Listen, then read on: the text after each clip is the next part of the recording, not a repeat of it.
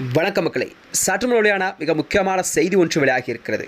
விஜய் போட்ட ரூட்டையே கையில் எடுத்த எடப்பாடியா, கடைசி 3 நாளில் தவறவிட்டோம், இந்த டைம் அப்படி ஆகக்கூடாது.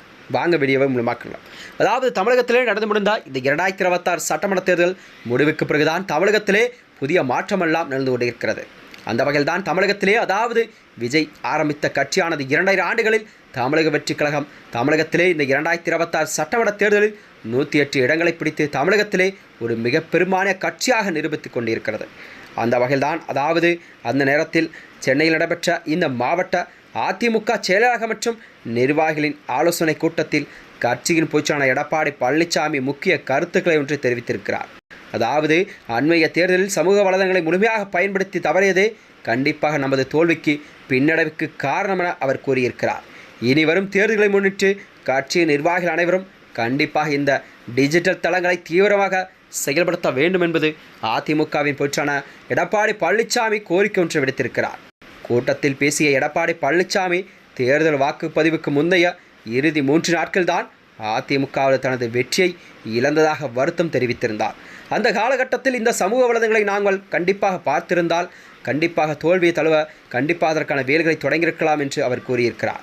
அது மட்டுமின்றி, இதனால்தான் இனி வரும் அனைத்து நிர்வாகிகளும் தங்களது சமூக வலைதள கணக்குகளை செயல்பாட்டுடன் வைத்திருக்க வேண்டும் என்றும், மக்களை நீங்கள் நேரடியாக சென்றடையும் வகையில் தகவல்களை தொடர்ந்து பகிர வேண்டும் என்று அதிமுகவின் பொதுச்செயலாளர் எடப்பாடி பழனிசாமி தெரிவித்திருக்கிறார். தமிழக வெற்றி கழகம் பயன்படுத்திய அந்த சமூக வலைதள உத்திகள் என்பது மற்றும் பிரச்சார முறைகளை ஆய்வு செய்து அதனை அதிமுகவும் நீங்கள் திறம்பட பயன்படுத்த வேண்டும் என்று அவர் கூறியிருக்கிறார். குறிப்பாக, அதாவது இன்ஸ்டா ரீல்ஸ் போன்ற தளங்களை அதிகமாக நீங்கள் பயன்படுத்திய தற்போது அரசின் செயல்பாடுகள் மற்றும் குறைபாடுகளை மக்களிடம் நீங்கள் கொண்டு போய் சேர்க்க வேண்டும் என்பதுதான் எனது கடமை என்று கூட எடப்பாடி பழனிசாமி தெரிவித்திருக்கிறார். மேலும் இந்த தமிழக வெற்றி கழகத்தின் அதிமுகவின் அரசியல் எதிரி அல்ல என்றும், திமுக தான் கட்சியின் பிரதான எதிரி என்று எடப்பாடி பழனிசாமி தெளிவுபடுத்தியிருக்கிறாராம். தாவைக்கா பெற்றுள்ள இந்த வெற்றி தற்காலிகமானது என்றும் அதிக நீண்ட காலமாக நிலைத்தன்மை இருக்காது என்று அவர் கருத்துக்களை தெரிவித்திருக்கிறார்.